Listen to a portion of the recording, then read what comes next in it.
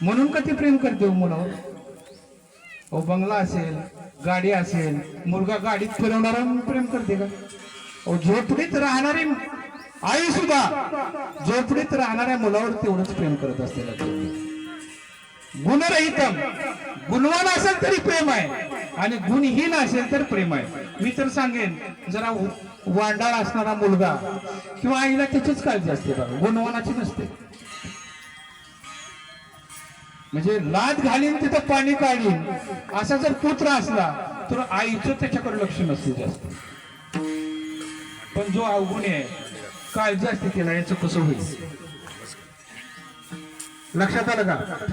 म्हणजे आईचं निस्वार्थ प्रेम, त्या प्रेमा पाठीमागं कुठल्याही प्रकारचा स्वार्थ दडलेला नसतो. म्हणून गुणवान पुत्रावर पुत्रीवर तेवढंच जेवढं गुणहीन पुत्रावर पुत्रीवर. हाताची 5 बोटं सारखी नसतात. असतात का बघा, भरलेलं कुटुंब असतं, 5-6 जण भाऊ असतात, 3-4 चांगले असतात आणि एखादा अवगुणी निघतो. चांगल्यावर आईचं थोडं कमी प्रेम असेल, पण जो अवगुणी असतो तिची जास्त काळजी आई घेत असते. लक्षात. म्हणून काय म्हटलं जातं? गुणरहितम कामना रहितम. कामना म्हणजे इच्छा, कुठलीच इच्छा नसते तिला. फक्त माझ्या लेकरांचं भलं झालं पाहिजे एवढीच परमेश्वराजवळ आई इच्छा व्यक्त करत असते. आई मंदिरात जात असते, देवासमोर हात जोडत असते आणि देवाला सुद्धा हीच मागणी करत असते की माझ्या लेकराचं भलं झालं पाहिजे.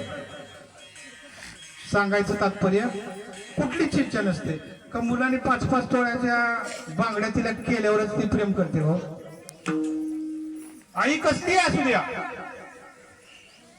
सुंदर असेल असुंदर असेल, मुलगा कसलाही असू द्या, सुंदर असेल असुंदर असेल, आईला तो मुलगा सुंदरच दिसत असतो.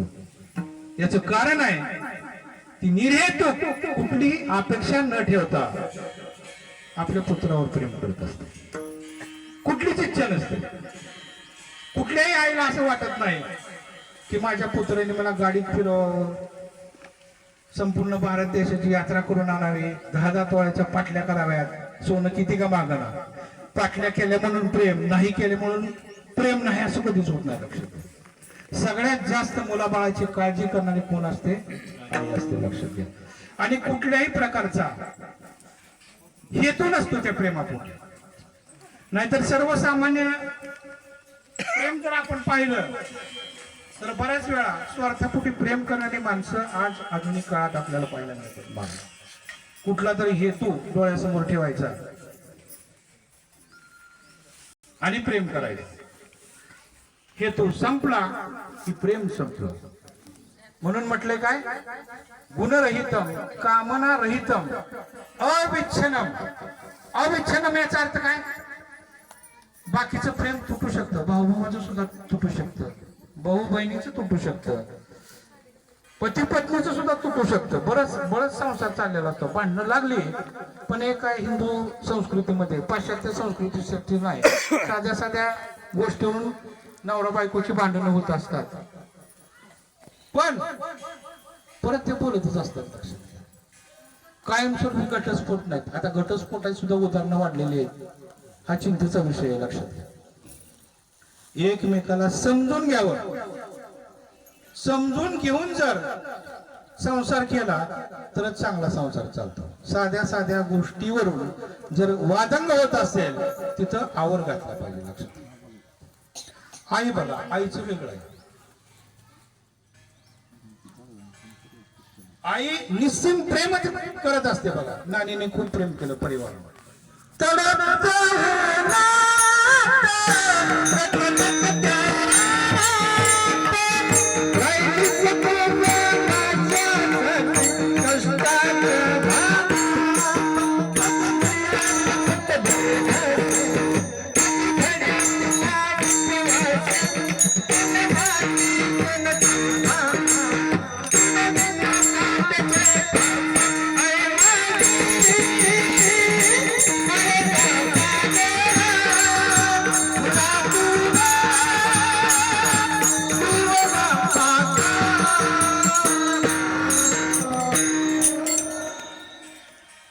प्रेम तुटलेलं तर कधीच पाहायला मिळत नाही बघा.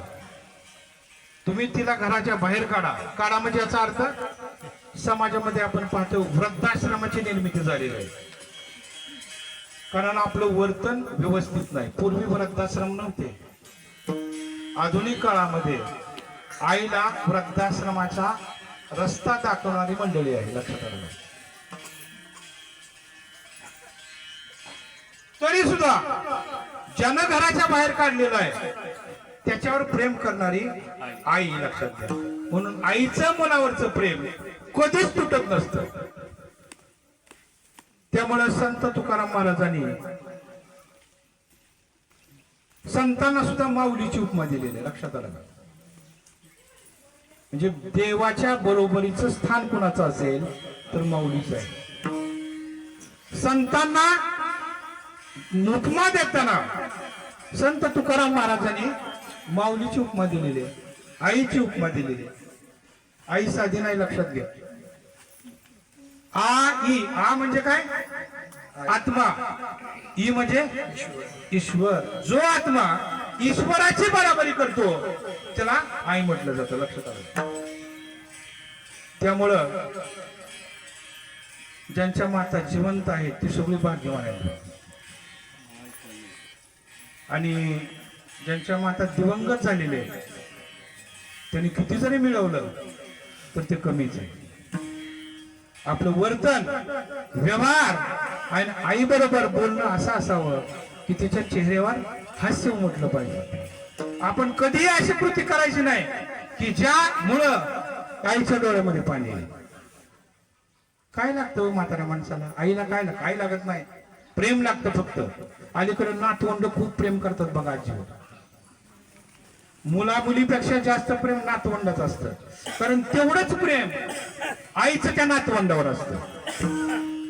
मी आरोप करणार नाही की आईवर कोण प्रेम करत नाही. आई वडिलांना खूप चांगली सांभाळणारी सुद्धा मंडळी आता इथं आपल्याला पाहायला मिळत आहेत.